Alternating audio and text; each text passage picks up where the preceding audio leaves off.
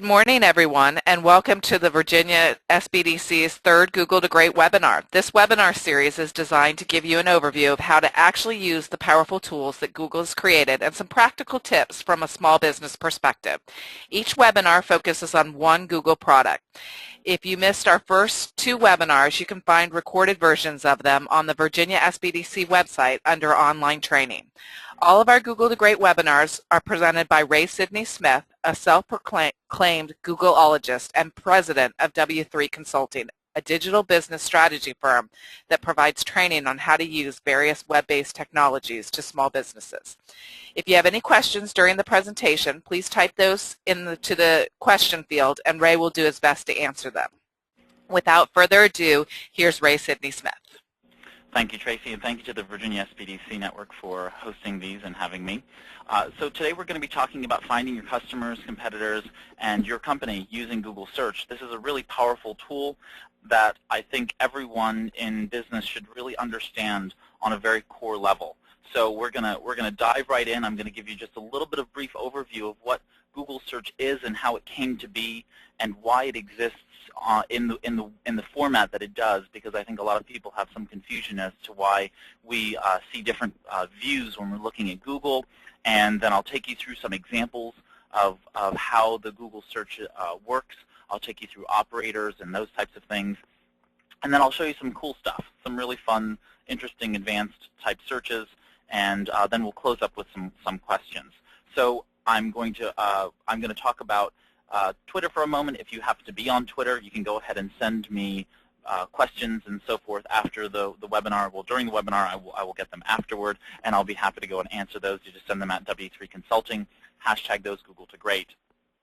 And so, like I said, we're going to talk about Google Search, its history and overview. We'll talk about Boolean Search and what that really means, and then, of course, the web history component to this, which is somewhat about privacy, but mostly about being able to go deeper into your own search and understand your search better. We'll give some examples in terms of marketing research, and we'll talk about some intermediate and advanced concepts, and then go into Q&A. So first and foremost, Google Search is, of course, a web search engine. It is the most popular search engine on the web today, on the World Wide Web. We have 700 million queries that are done each and every day. That means 700 million times every day someone goes to google.com or to one of the various areas in which you can use Google Search, and you put in a search query, which may be a single word, a phrase, or some type of hyphenated definition of something that you're trying to find out there on the web. So Google uses what is called Boolean Search. Boolean just means that it tries to create a natural language approach to what you're typing in there. So it implies certain things, mostly prepositions and conjunctions. So in English terms, you know, that means that if you type in the word book and Leonardo da Vinci, it presumes that you're looking for a book and Leonardo da Vinci. It doesn't try to look for both terms at the same time. It's trying to look for them as a combined search phrase. Now, if you were to put book or Leonardo da Vinci, then Google's going to be confused because you are typing in a search that is trying to create a comparison between two things. So the Boolean search allows these types of what we call operators, in this case and or, but I'll show you many more as we move along throughout the morning, to be able to parse out what's going to be found based on those types of things. So that's a Boolean search in essence. It's just trying to figure out the natural language that you're writing into the search engine to be able to display relevant results to you. Speaking about relevant results, this software was developed in 1997 by Larry Page and Sergey Brin. They were both Stanford students at the time, and it was a Stanford research project. It was a project called Backrub, and the reason why it was called Backrub was because at the time, many search engines, the popular ones before Google came around, basically looked at the number of times you typed a search, the search terms that were typed into a search engine, and used that as the standard for how high a page ranked on the web. So if I typed in the search for bicycles, 2 million times, that is I, the everyman, every person in the world, typed in 2 million times into the bicycles and searched for that particular term and then clicked on your website, well, your website would be the most popular one in that search engine. Well, Larry Page which is of Larry Page and Sergey Brin, the co-founders of Google, basically decided in building the back rub technology that there was a new way to be able to figure out how to make relevant searches happen, which was through the human component of being able to create links back to a particular website. So if your website had lots of links that said bicycle on other people's websites back to your website, that is, there was a link on Bob's website that had bicycles and it was linked to your website, and Sally's website had a link that said bicycles and that linked back to your website, that made your website more important and of higher value than just tons of people typing in bicycles into search terms and your site being the one that they clicked on. It was a new way in which to be able to, what became known as link equity, to be able to create this type of relevance through human-generated vetting of those web pages. It didn't allow very much for a lot of gaming of the system that was happening at the time. So Google Search has developed since 1997, and now it has, of course, the web search term. What you're seeing on the screen right now is just Google's homepage. It allows you to be able to type words into it, and you can see there's a microphone actually in the field there. You can click on that field. The Google Voice Search, which was implemented back in 2011 in June, I believe.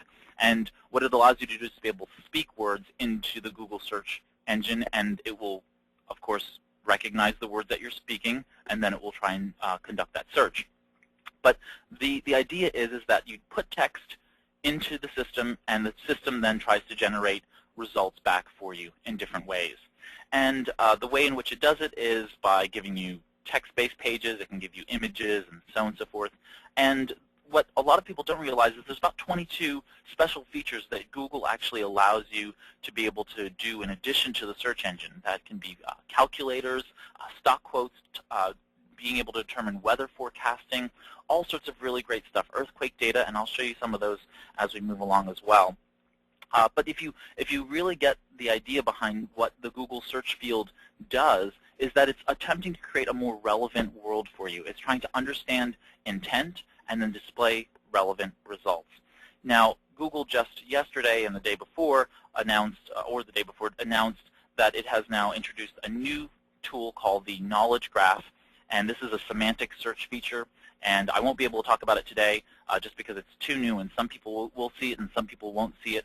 But know that you will be seeing some new ways in which Google will be displaying information for you when you go into a search. And it's basically allowing you to connect the dots between potentially relevant information. For instance, if you typed in that same search that I was talking about earlier, Leonardo da Vinci, you would be able to see other Renaissance, inventors and authors and so on and so forth in the search results page. So you'd be able to see, Raphael and Donatello and so forth listed next to those as people potentially related to Leonardo da Vinci. You might see the Madonna, and you might see other pieces that he's painted as well. So the idea is to be able to not just display to you relevant results to that individual, but also to be able to connect you to the broader network of information that you might be looking for.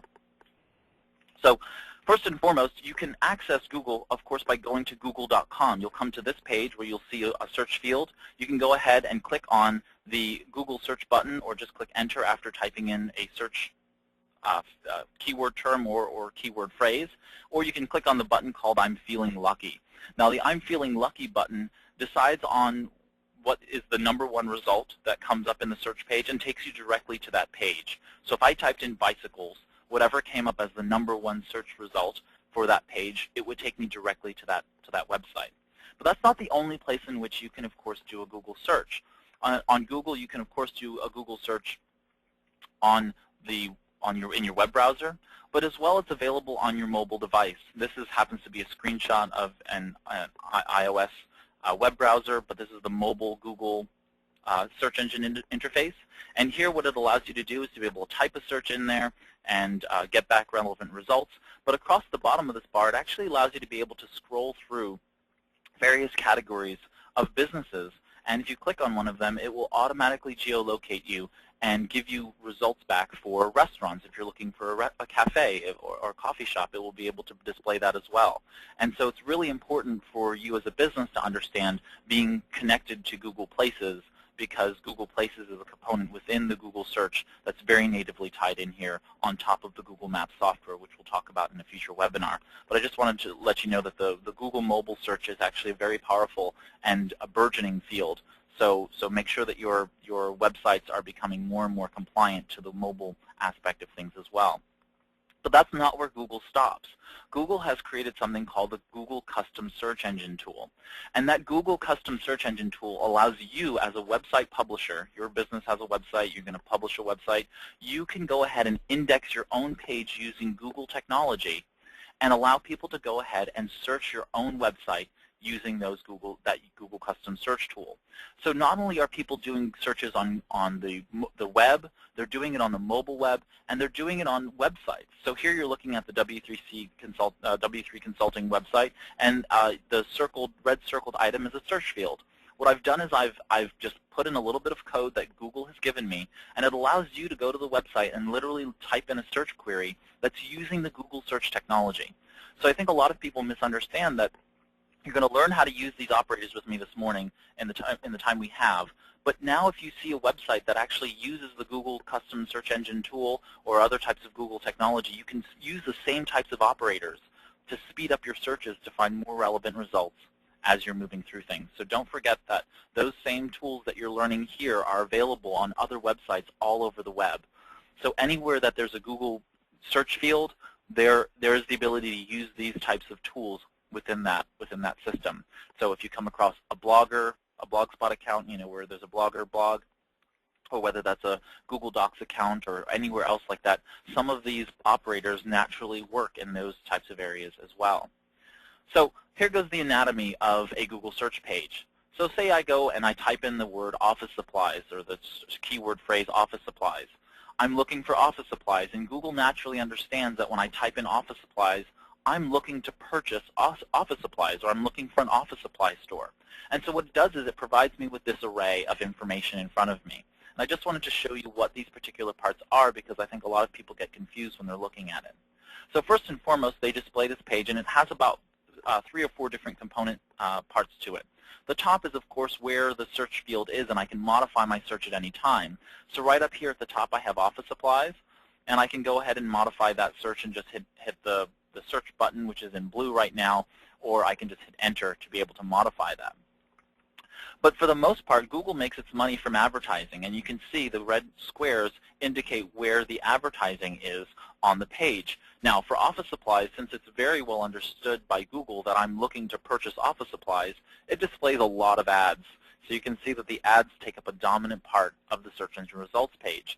Now, of course, as I scroll down, I'll see the first 10 search engine results for that particular search query that I did.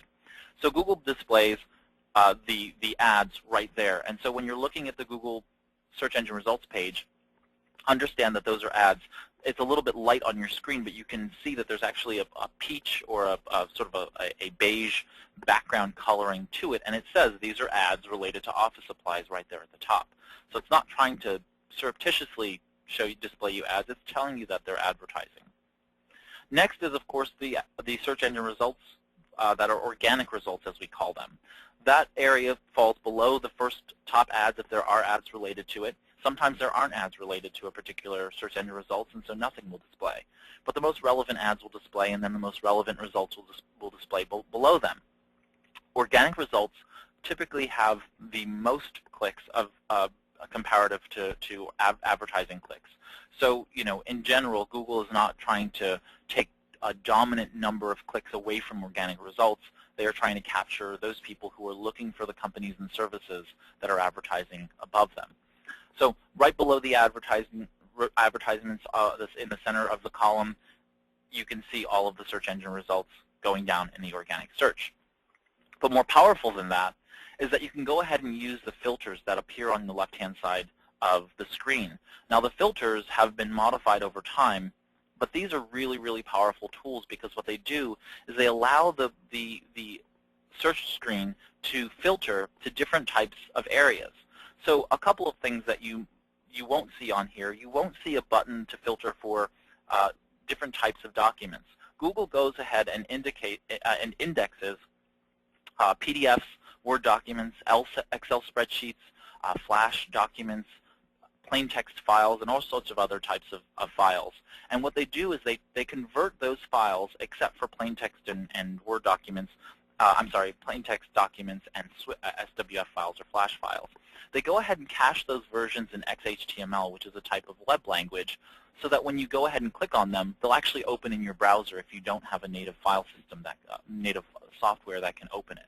So if you don't have the software to view an Excel spreadsheet, for instance, Google will naturally go ahead and take that file and open it up in an XHTML file right there in your web browser.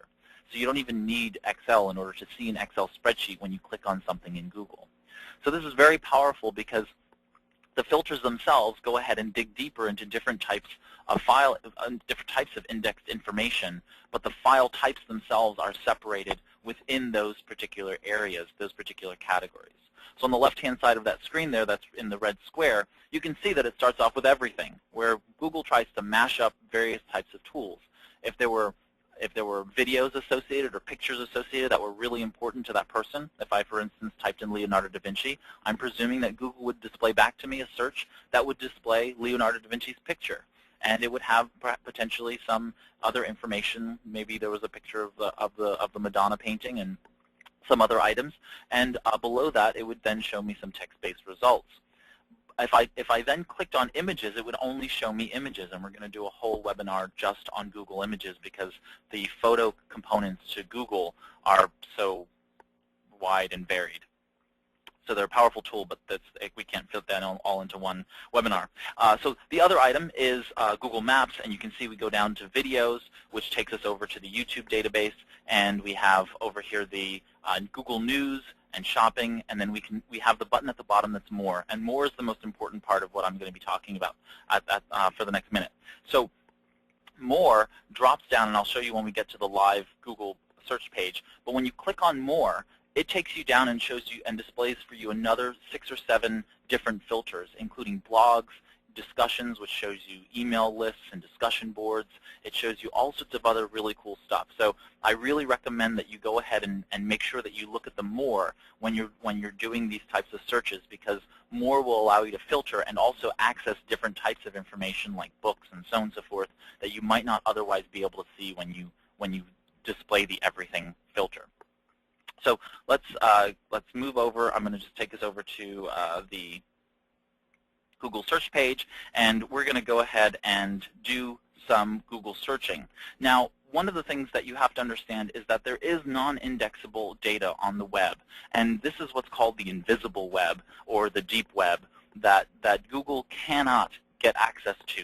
These are things like library catalogs that are dynamically produced by database programs.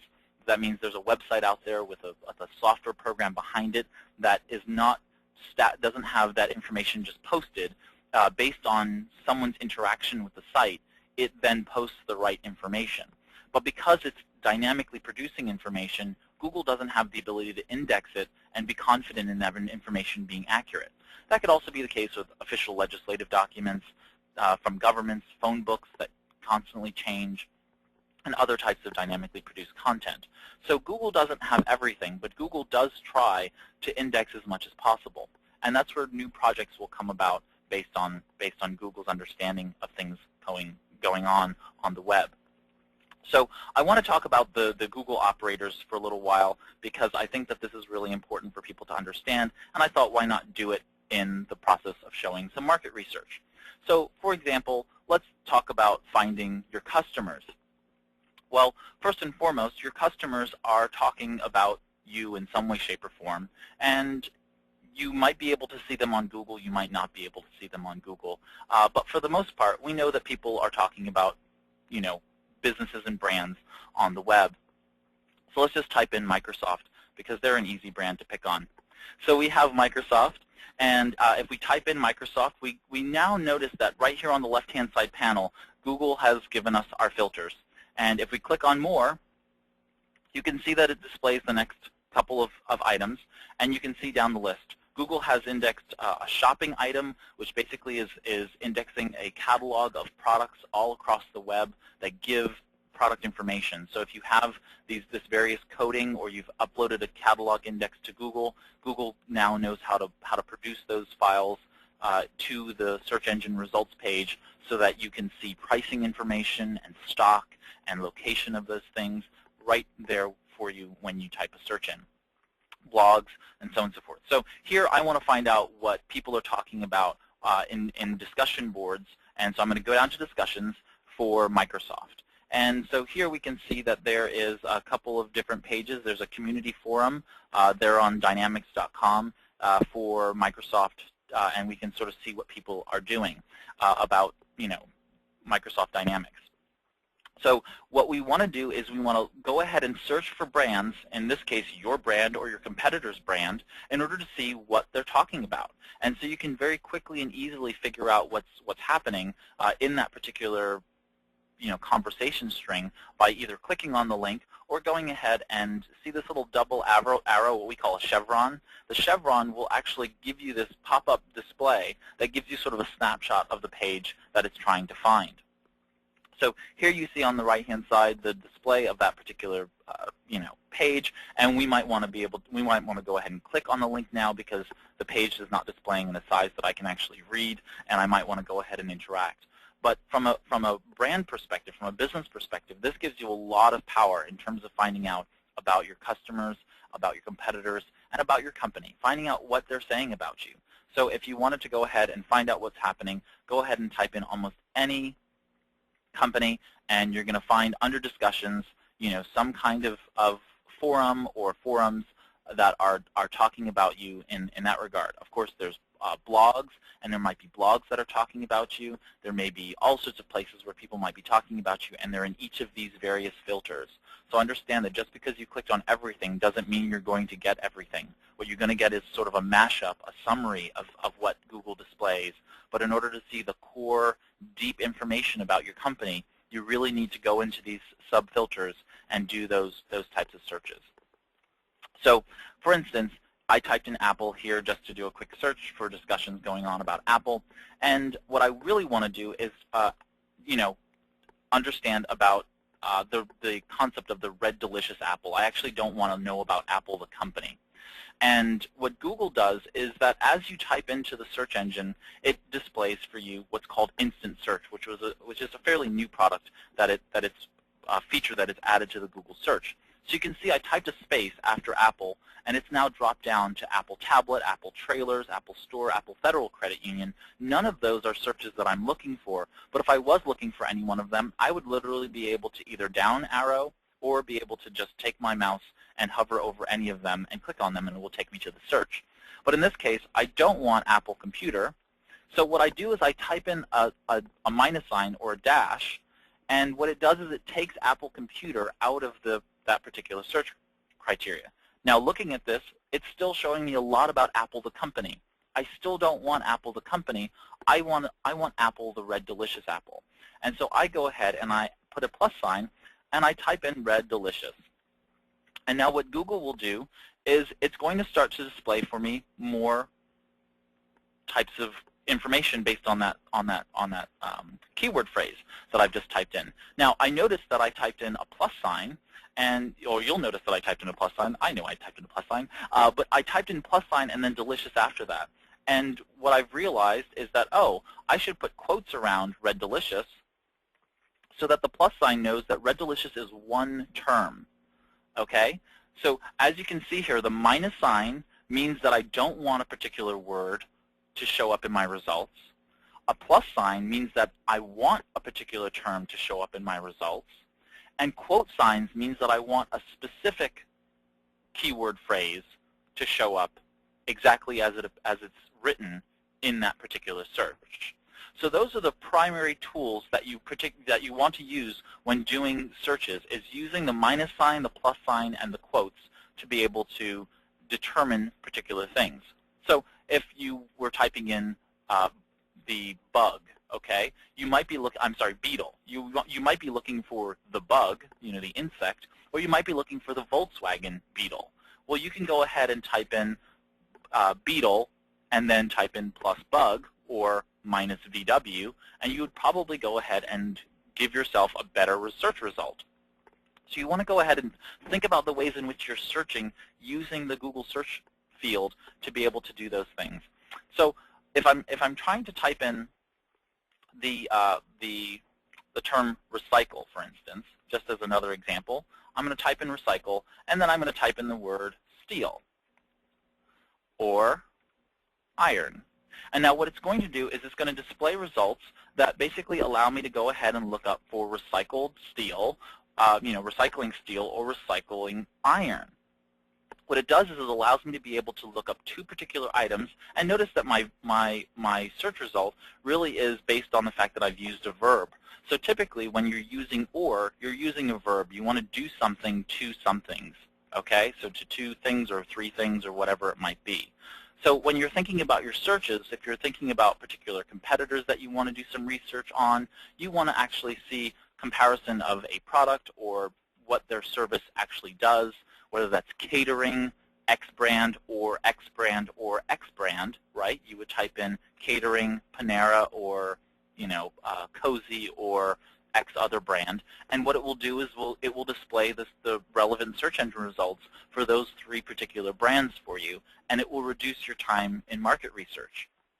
So just think about the ways in which you use the or in the Google search engine in the search field. Okay, so a couple of other things that I like to do is I like to search for specific things within a particular site, and there are really easy operators in order to do that. So for instance, if I was looking for something on the IRS website, I would type in site : SITE : IRS.gov, and what that will do is what Google has told me to do is to type in site : and when I type in IRS.gov, it will only search the IRS website for results. So it will only display results that have been indexed on the IRS website. So for instance, if I wanted forms, it's going to go ahead and give me the forms page for the IRS. And in this case, it's not doing it, so let's say we need to probably put in www, right? Oh, nope, that's not working either.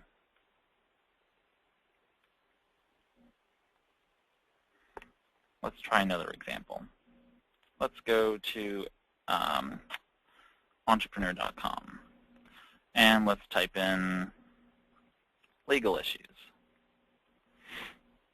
And so you can see here, site : entrepreneur.com, I typed in legal issues, and what does it do? It displays for me results that have legal issues only on entrepreneur.com. Now notice that it also shows subdomain results as well. So if I only wanted results from a specific subdomain, I could also do that. I could type in just the subdomain for entrepreneur.com. They have econnect.entrepreneur.com. I can type in legal issues, which is my search phrase after that, and now it will only show me the subdomain results for eConnect, okay? Which is really powerful, because if you know that there's a subdomain for a particular website or a subdirectory, it will only search that specific directory.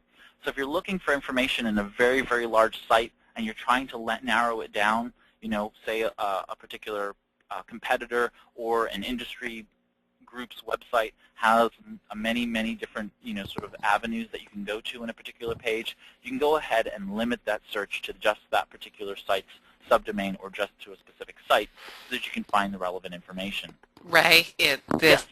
the audience is pointing out the reason you weren't seeing anything on the IRS and forms is because you're still under discussions, not under everything. Oh yes, that's a good point.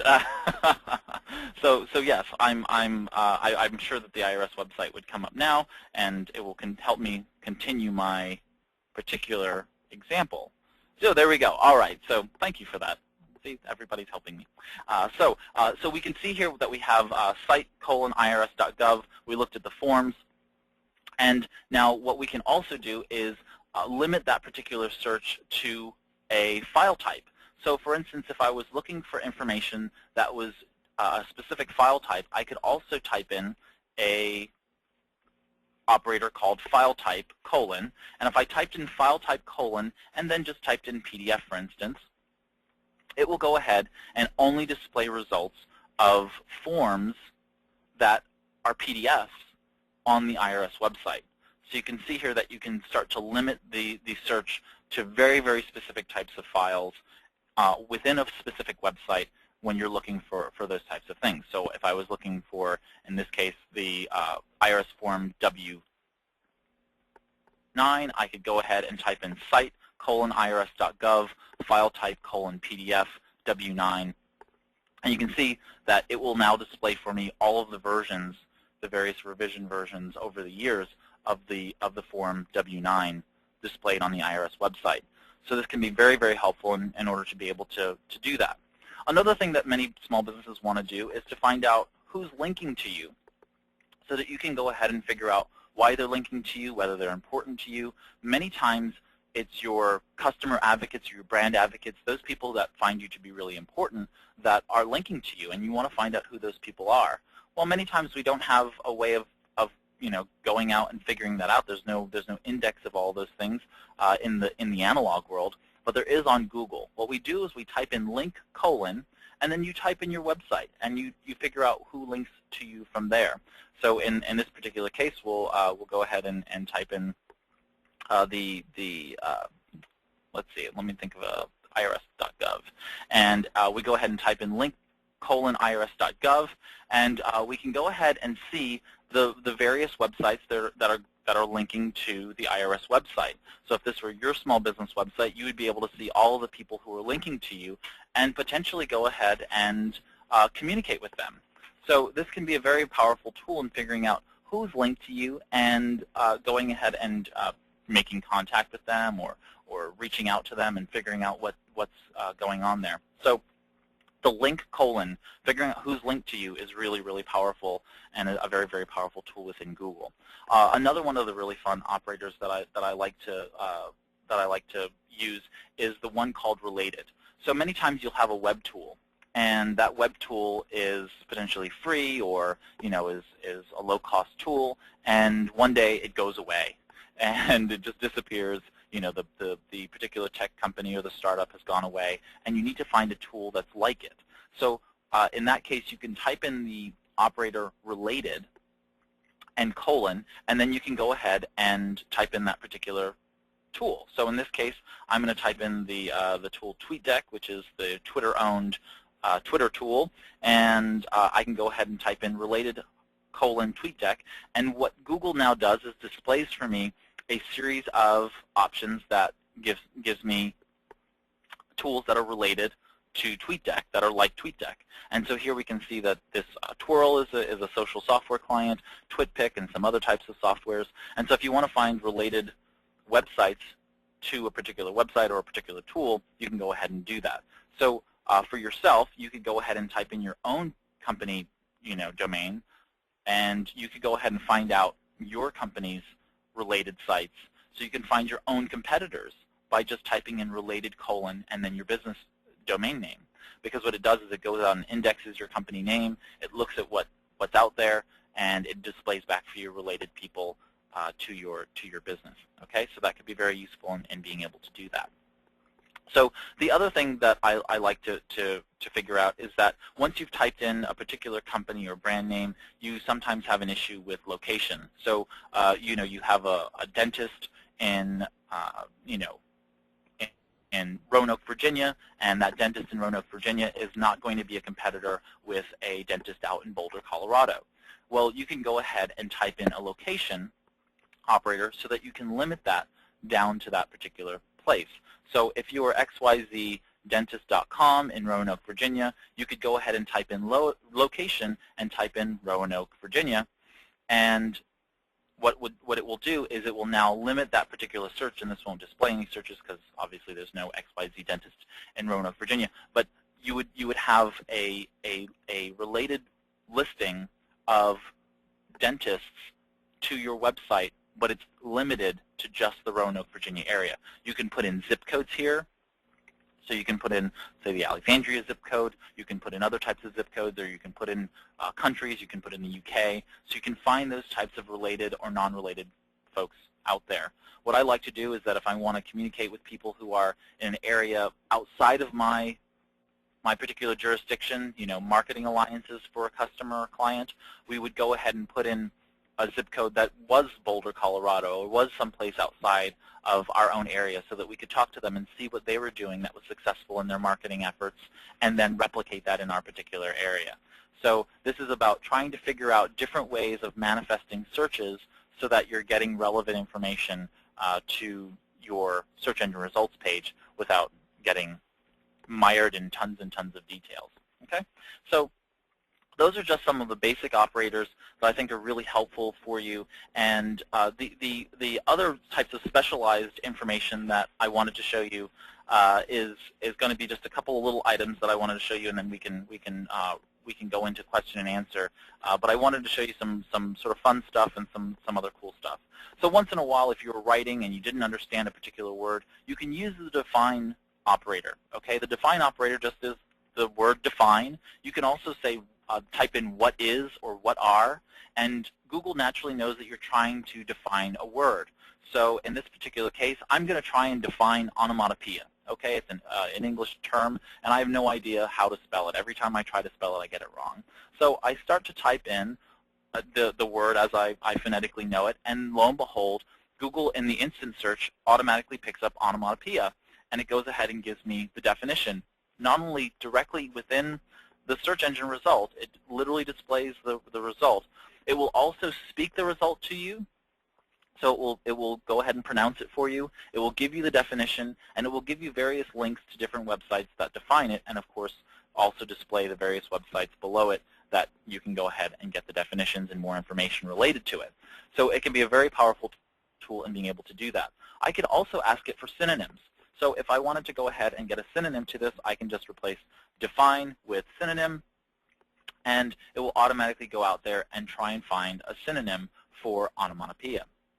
Now, that could be really helpful because I think you have to type in synonyms for, oh, it displays the same information. Maybe I'm just getting the operator wrong. But either way, there's a way to display synonyms for particular words, and you can go ahead and do that. So that's one particular avenue that I like to use. If I were a retail restaurant or a retailer restaurant or something like that, I would really enjoy using the showtimes function. There's a tool called movie, the operator called movie, and I could type in whatever the particular movie is that I'm trying to find out. This can include showtimes for theaters and those types of venues. And so if you have those particular venues around your restaurant, you can figure out when those show times are and display, make sure that you're advertising and marketing around those particular times. So if you know that, a movie plays at noon and then at 2, 4, 6, 8, and 10, well, then you can go ahead and make sure that for your dinner service, you are advertising, during the 4 to 6 o'clock range online when people are doing searches for movie times, and potentially displaying ads in the movie time section. So the movies operator can be very useful marketing research for retail in terms of those things. The weather operator, you just type in weather, and you can type in the zip code, and it will go ahead and type the zip code for you. In this case, it tried to geolocate me in DC and display the weather for me there as well. So you can see those types of things. You can see it shows me the weather right there in the Google results page. So a lot of really cool ways of being able to display information. And then finally, before I just show you one little geeky item, there is the Google cache. So a lot of people are always concerned about the privacy issues as it relates to the web, and there are two particular components to this. One is that even if you have had a website that has gone down, Google, if it has indexed it, has taken a snapshot of that website, basically has looked at the code behind the scene and has pulled that code onto its own servers so that it can display that information even if it goes away. So if there's a website out there that is not any longer there, we can go ahead and look at it by using the cache operator. So if we look at a particular website and we realize that it no longer exists, we can go ahead and type in cache and then go ahead and type that in. And so in this case, I'm going to type in the Virginia SBDC website. And you can see that what it does is it takes me to the last time the Virginia SBDC's website has been cached. And so it tells me the last snapshot is May 13th, 2012 at 5:25 a.m. GMAT time. Okay? And so the current page could have changed in the meantime, it says, and you can also see a text-only version. many times what I do is if there's a website out there that I'm trying to browse on my mobile phone and I cannot seem to get it to load properly, I will use the workaround of going to Google Mobile's website, typing in cache : and the website domain address, and when the text-only version comes up, I'll click on the text-only version, and it will give me a text-only version, which then is much easier for my mobile browser to go ahead and read. So just so you know that there are ways around some of these pages that don't display very well in Google web browsing. The little trick there is to use the Google cache. And I'll leave you with this before we go into questions. Google, of course, has lots of games that they have developed over time, but they have the Google Doodles, which of course give homage to particular birthdays and major events in history. But a couple of years ago, they created the Pac-Man game, and so Google on its homepage allows you to go back to the historical page, google.com/Pac-Man, and you can see here there is a Pac-Man game that is actually embedded inside the Google logo here, and you can go ahead and play a Pac-Man game anytime you want right there within your Google homepage by going to google.com/Pac-Man. So with that, I am going to hand it back over to Tracy with questions, and I can answer any other questions regarding specific operators, and we can talk about restricted search if people want to talk about that. I'm open. Okay. Well, the first question was back to with the synonyms, a word I cannot say, not working. Is that because you didn't have a colon when you typed that in? A couple of times you did, like whether you had a colon and... Right. So slowly but surely, Google is removing the necessity to have to write the concept of having a colon and then a word and so on and so forth. For instance, if I was just doing simple math operators, I don't need to use anything but the simple basic arithmetic, or percentage signs in order to do those types of things. So if I typed in 24 plus 37, notice that it will automatically give me the results, which equals 61. So I don't have to use colon anymore, a specific operator function in order to do those things. So they're slowly but surely removing them. I have to look up in my notes what the synonym. Well, we'll do what everybody does, which is synonym operator. We'll Google it.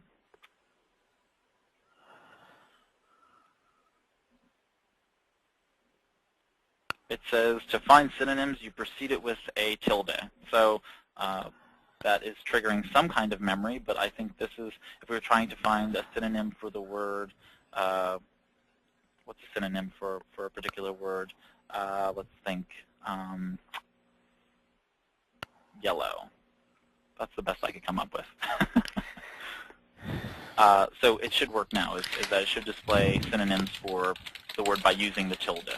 So yeah, so you can see there, it's I think that's what it is, but I'll look it up and I'll provide a comment in the recorded version. So. Okay. Where can you find a list of these operators? How'd you get to know all of this, Ray? Oh, well, Google actually provides them within the search help. So under the Google search help, if you actually drop down into the account settings, there's a whole area to that. There's also a website called Google Guide, and Google Guide, I think, has a whole list of all of the various ones where you can tell it to book flights. You can type in 2 different airport codes, and it will help you, do a flight search. If you type in ATL to LGA, it will know that you're talking about Hartsfield-Jackson Airport to, LaGuardia Airport, and it will calculate what the current rates are to book a flight to those particular areas. So you can do that, and that's and just using it. I mean, if you just play around with the system, you'll note that if you type in 25, or let's see, it would have to be something like 25 yuan in USD, you'll see that it will automatically start to display these types of results. And so in this case, I learned that it could actually do conversions accidentally. I mean, it was just one of those things that I stumbled upon many years ago, and you can see here that it can take 2,500 Chinese yuan and give me the current currency, which is $395.25. So, you know, some of these things you just stumble upon. Some of them are of course now written in guides and so on and so forth like that. But Google is ever adding new features. So when I say there are 22 special features that I currently know about, there are many, many more that Google is adding every day. Google added the image search, the idea of being able to take a photo of something and then it analyzes the photo and displays results for you using that image. You know, that's fairly new, and you know, that's something that you just stumble upon. You're not going to find that in a book. Great. How can you get Google not to index a web page so the page does not appear in Google search results? That's outside the purview of today's webinar. I wouldn't be able to give you a direct answer to that without 10 to 15 minutes of discussion on the various ways in which you can do that. The nugget for you to go research is the term no index. All is one word, N-O-I-N-D-E-X. If you just go ahead and Google that, it will lead you down the right path to figuring out how to set Google to not index your pages. But it's about robots.txt and no index. Okay. The question, I'd like to know if ads are used on the free Google websites. I'm not sure. Say that one more time. Rephrase that for me. I'm not sure. I'm not sure I can read it. I don't know about rephrasing. I would still like to know. So I'm gonna interpret that. I think that what the person's trying to say, and if you could go ahead and let Tracy know if I got this right or not. If you're talking about if you're developing a Google Sites page or pages, whether or not Google will display ads on those particular pages, that's a no. Okay, so if you're using Google Sites, there will be no ads displayed. You can tell Google to do that, and that will monetize the site. That will allow you to be able to put advertising on that site, and Google will pay you for traffic that is garnered from clicks on those ads on your website. But Google doesn't natively put those ads on your website. Okay, you got that one right. Okay. Does Google penalize mirror image sites, same sites using two different URLs, one pointed at another? So that's another one of those outside of the purview of today's discussion. But in general, you do not want to try and game Google. If you try to get around Google's rules, you will be penalized and you will be potentially removed from the index and or at least demoted to a page where no one will see you, page 2. I guess kind of the similar lines, what criteria does Google use to rank sites in a search? Google's algorithm itself is actually a secret. They don't tell anyone. What we do know is by observing how particular searches render results. So the search engine results page gives us information, and we go ahead and attempt to reverse engineer it to figure out what particular items Google likes. So in terms of search engine optimization to be able to be found on that, we understand that Google likes the URL. So one of the operators is actually to take is called all in URL colon, or you can say in URL colon. And what that does is it takes the keyword terms that are specifically within the URL and looks for those. And we know that that particular search term within the URL is very powerful to Google, which means that if your domain name was bicycles.com, bicycles as a term within your website makes you very powerful. The second most powerful item is, of course, then the title of your page. So when you're looking at a particular browser, you know that if you have tabs in a browser, just one browser tab open, one browser window open, the words that appear in, if you're in Internet Explorer, the blue bar, if you're in Google Chrome, the gray bar, and if you're in Mozilla Firefox, also the gray bar, those words that appear there are very, very important to Google. Okay, so they look at those two items first, and then they look at the content of the website that's actually being indexed. Outside of that, then there's all sorts of technical stuff, but for the most part, it's looking at those three places for relevance back to your website. Now, to clarify, the bicycles.com, everything within that domain name is important. So subdomains are not as good. Subdirectories are better. So everything after the domain, which is the /, if you had a website called, bmx.com/bicycles and a bunch of other keywords, bicycles being in that after the / is important to Google. If your website was bicycles.bmx.com, bicycles would not be as important to Google. So Google cares about everything from the word that makes up the primary domain, the .com, and then / and the keywords that appear after that. Do these search tools also work in Bing or Yahoo? Some of them do, some of them don't. So so today, most of the Boolean type search strings do work. So if you were using basic operators like the plus sign, the quotes, the minus sign to be able to delimit, and or, those will work. Some of the other ones won't. Now, because a lot of this is becoming, the specialized information queries are becoming more useful, more sort of standard, define, movie, stocks, weather, those types of things will start to work in within Bing and Yahoo. However, the technology wouldn't pick up, for instance, the earthquake data, because that's data that Google has specifically designed to show up in the search engine well. Stock quotes might work, but not for all stock indices. So you might find that it might work for the major ones, but the Nikkei might not display properly if you're trying to look up Nikkei stock quotes. So it just depends. Okay. Are there any other questions for Ray today? Okay, we have a yes, so let's. Oh, and while that question is going on, I just wanted to show everybody, if you go to google.com/web history, I believe it is, and if it's not, forgive me. I was talking about privacy earlier, and I talked about caching information.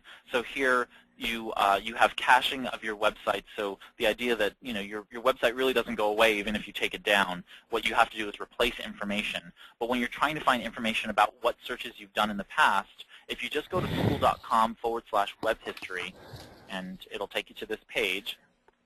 You type in your password. What it's going to do is it's going to go ahead, and now you can see that every search that I've done using my web account, which is this dummy account that I have set up for the webinars.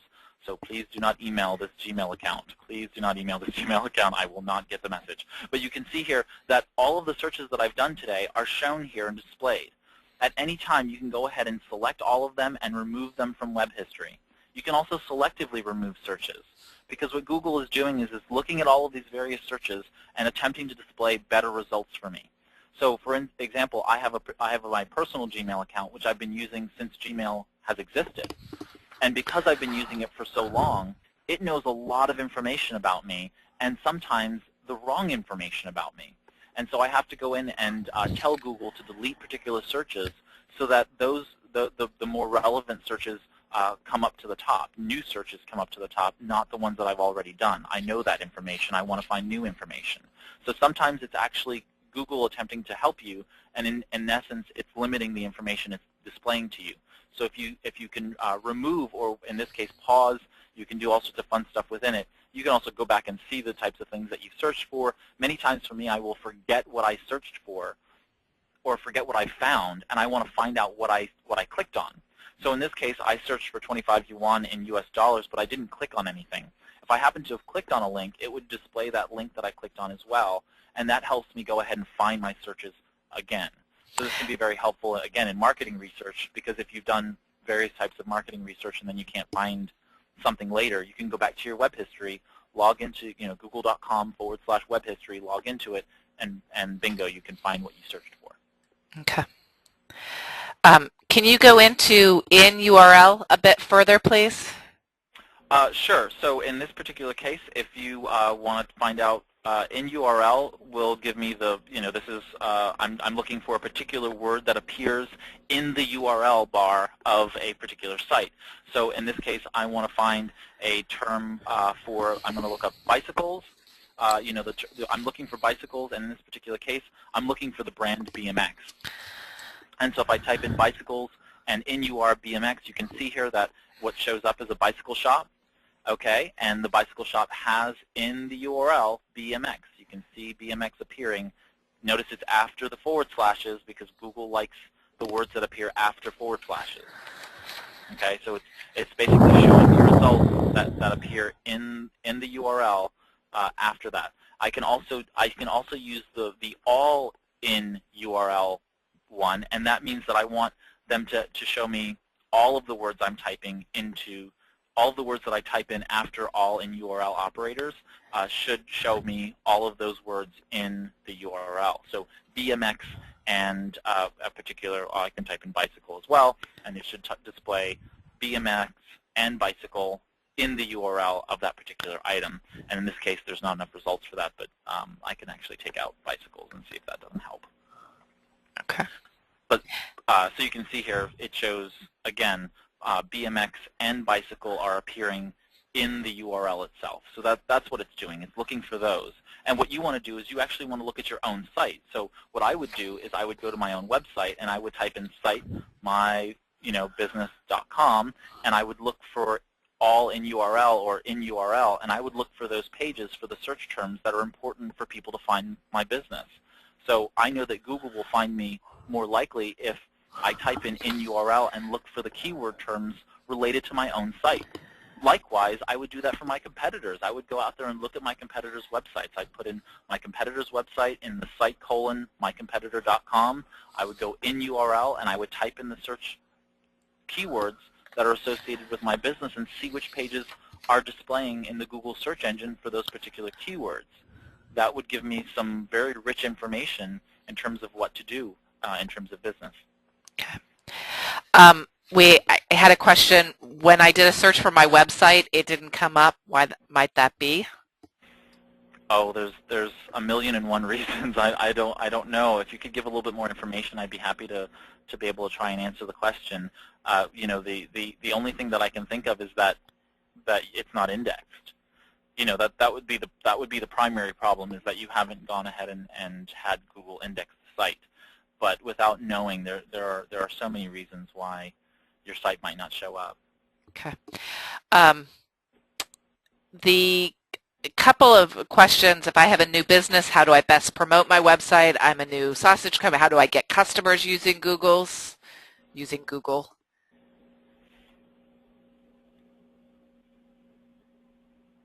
Say again?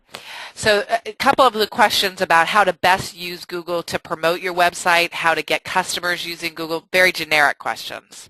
Oh, okay. So those are more likely suited for when we get to Google AdWords and some of the other topics. I would recommend everyone to go back to the first two webinars, the Google Sites webinar and the Google Analytics webinar, because the recorded versions on the Virginia SBDC website, I think those will answer some of your questions regarding the overarching umbrella of marketing on the web. This is really about research and finding information to make better business decisions about, by using the web data to make better decisions for your business. I think that, I'll be going around the state over the next couple of weeks and months and doing the Google to Great seminar, and that's where I'll really be talking about strategy behind web marketing using Google products. So if you can just hold out, we'll be coming to a city near you, and we'll be able to talk more about marketing in the general sense using Google. Okay, so this is particularly about research and finding better information, not necessarily about marketing, the direct marketing the business itself. Okay. And Ray, you said that it may not have been indexed by Google. Is there something that you need to do to get your website indexed by Google?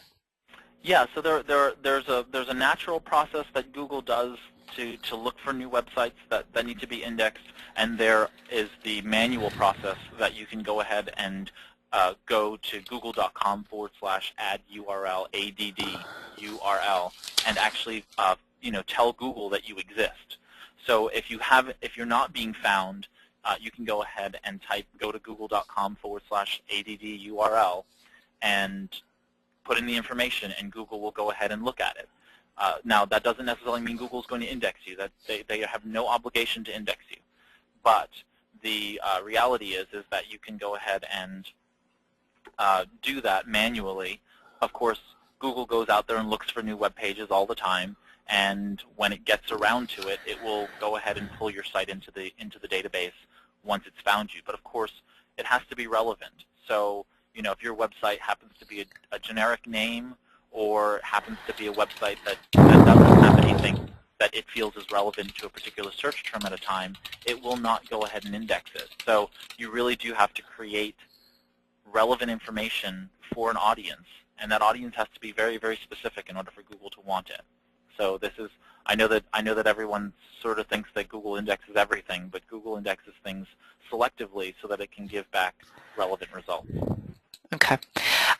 I'm going to give you this last question, and then we'll wrap up. I got a call from someone telling me I needed to talk with them to update my Google listing. Is that legitimate? So somebody called you to update your Google listing. That is absolutely not legitimate. So you should be very wary of anyone calling you purporting to be Google. The only time that you'll probably get a call from Google is if you're using a specific Google product, and or if they are trying to sell you on a particular Google product, and in which case Google will identify themselves and they will only take you to a Google website. So if it's not a site that's Google owned and operated, I would not go to the website. I would steer clear, and I would probably tell them not to call you again. Tell them to put you on the national do not call registry, and then to hang up the phone. So be very, very wary of people purporting to be Google.